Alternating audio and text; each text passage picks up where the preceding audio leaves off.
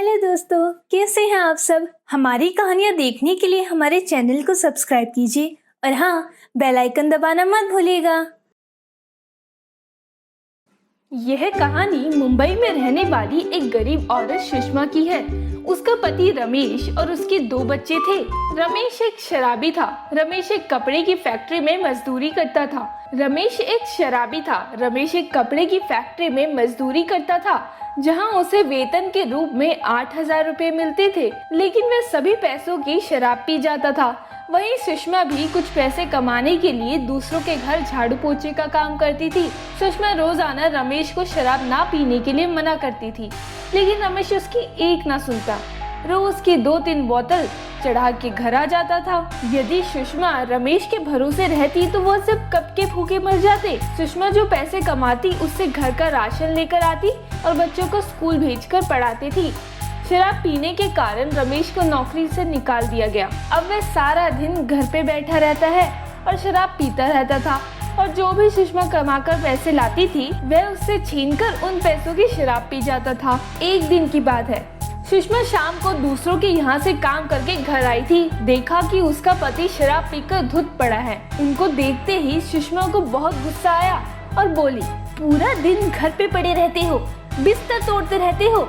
ये तो है नहीं कि बाहर जाके कुछ काम कर ले जिससे घर में थोड़ा सा पैसा आ जाए। थोड़ा बहुत जो मैं कमाती हूँ दूसरों के घर काम करके उससे रोटी पानी का ही खर्च निकल सकता है। जो थोड़ा बहुत बचता है उसकी तुम शराब पी लेता हो। 2 पैसे कमा ही लोगे तो घर की छत ठीक करवा लेते।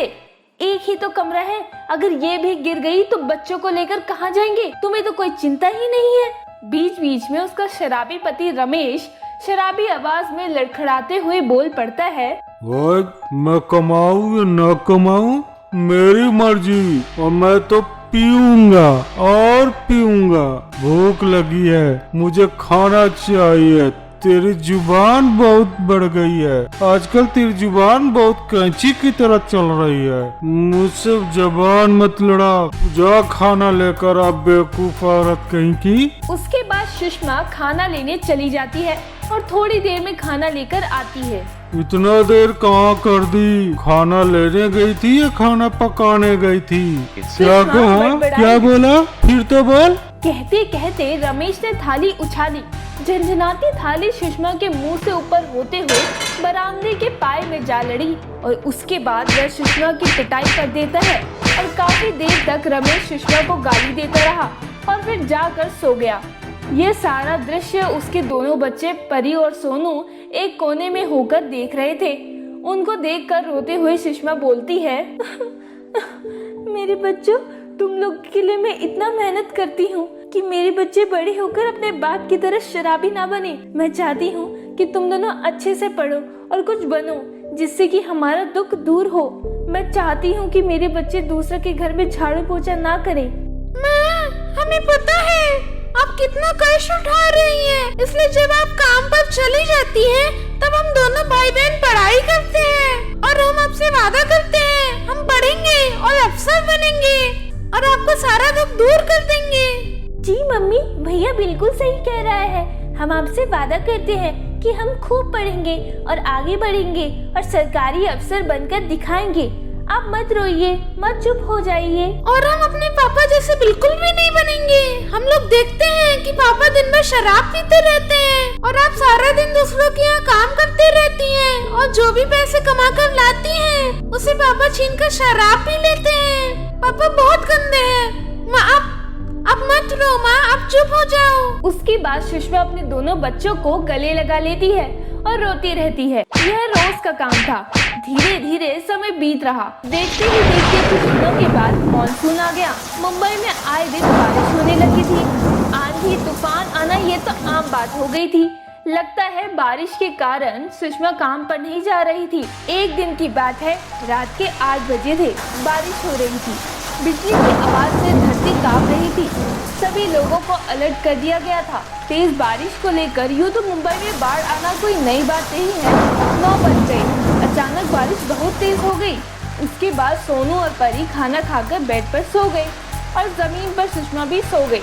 रात के करीब 1 बज रहे थे तो सुषमा को महसूस हुआ कि उसके शरीर पर किसी ने पानी डाल दिया है। तो उसकी अचानक आँख खुल गई।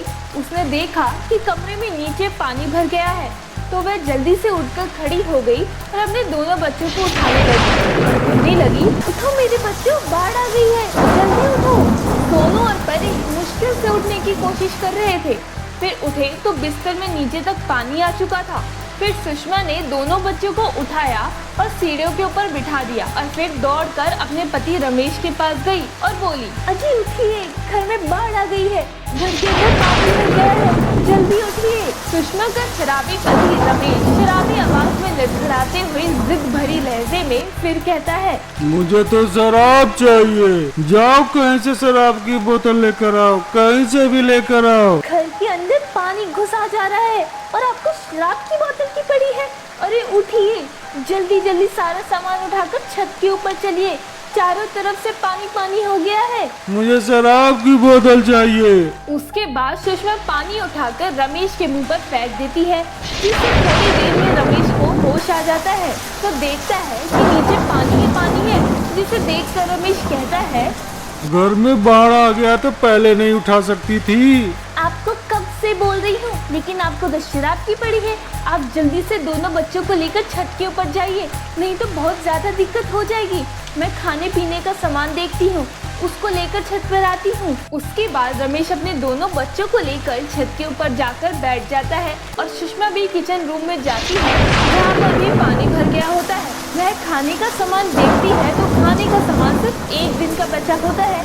वे इकट्ठा करके वह भी छत के ऊपर जाकर बैठ जाती है। बारिश लगातार हो रही थी और पानी धीरे धीरे बढ़ता ही जा रहा था। चारों तरफ पानी पानी हो गया था। सुषमा के घर में 3 फीट तक पानी घुस गया था और बारिश रुकने का नाम नहीं ले रही थी। ऐसा लग रहा था कि सभी लोग बाढ़ में डूब जाएंगे। सुषमा हाथ जोड़कर भगवान से प्रार्थना करती है, हे ईश्वर, हम गरीबों का कुछ तो ध्यान रखो, कहाँ जाएंगे हम, चारों तरफ पानी पानी है, खाना भी नहीं बचा है, हमारे ऊपर कुछ तो रहम करो प्रभु, कुछ तो रहम करो। छत के ऊपर बैठे बैठे रात से दिन हो गया, लेकिन बारिश नहीं खुल रही थी। बच्चे भूख से बेहाल थे। माँ भूख लगी है, कुछ खाने को दो ना। हाँ, बहुत जोरों की भूख लगी है, खाना दो ना। सुषमा उन दोनों को खाना देती है और बच्चे छत के ऊपर ही बैठकर खाना खा लेते हैं। बारिश रुकने का नाम नहीं ले रही थी, बारिश बढ़ती ही जा रही थी। धीरे धीरे छत पर बैठे बैठे 2 दिन बीत गए, लेकिन बारिश रुक नहीं रही थी। खाना भी खत्म हो गया था। बच्चे भूख से बेहाल थे। अब मुझे शराब की बोतल चाहिए। अरे कुछ तो शर्म कीजिए, यहाँ पर जान की आफत पड़ी है, देख रहे हैं कि बचेंगे या नहीं। आपको शराब की बोतल चाहिए? अभी भी आपको अकल नहीं आ रही है कि कैसे बच्चों की जान बचाएंगे? मुझे तो सिर्फ शराब पीनी है और किसी भी चीज से कोई मतलब नहीं है मुझे। जब मतलब ही नहीं था तो शादी क्यों की, बच्चे पैदा क्यों किए? अबे चुप कर, मैं तो अभी तुझे मारूंगा। इतना सुनकर सुषमा चुप हो जाती है। छत पर बैठे बैठे 3 दिन बीत जाते हैं। बच्चे भी भूख से व्याकुल हो गए थे। बारिश अब बंद हो गई थी और धीरे धीरे पानी का स्तर घट रहा था। जब पानी 1 फुट रह गया तो सभी नीचे आ जाते हैं और रमेश शराब ढूंढने के चक्कर में बाहर चला जाता है और वहीं सुषमा अपने दोनों बच्चों के साथ घर का पानी निकाल कर बाहर फेंकने लगती है। जब सारा पानी फेंक देती है तो बच्चे कहते हैं, माँ भूख लगी है, खाना चाहिए। हाँ, बहुत जोरों की भूख लगी है, खाना दो ना। हाँ मेरे बच्चों, अभी आप लोगों के लिए खाने का इंतजाम करती हूँ, आप लोग घर पर रहिए, मैं कुछ भोजन की व्यवस्था करके आती हूँ। उसके बाद सुषमा घर से सामान लेने के लिए जाती है तो देखती है कि रास्ते पर भी चारों तरफ पानी ही पानी लगा हुआ है। उसी रास्ते से वह एक किराने की दुकान पर जाती है और कहती है, भैया जी राशन का सामान चाहिए। हाँ हाँ, क्यों नहीं, राशन बेचने के लिए तो यहाँ पर बैठे हैं। क्या चाहिए आपको? भैया जी हमें 2 दिन के खाने का सामान दे दीजिए, बाढ़ में हमारा सब कुछ खत्म हो गया है, हमारे पास बिल्कुल पैसे नहीं है, मैं आपको पैसे अगले महीने दे दूंगी। पैसे नहीं है?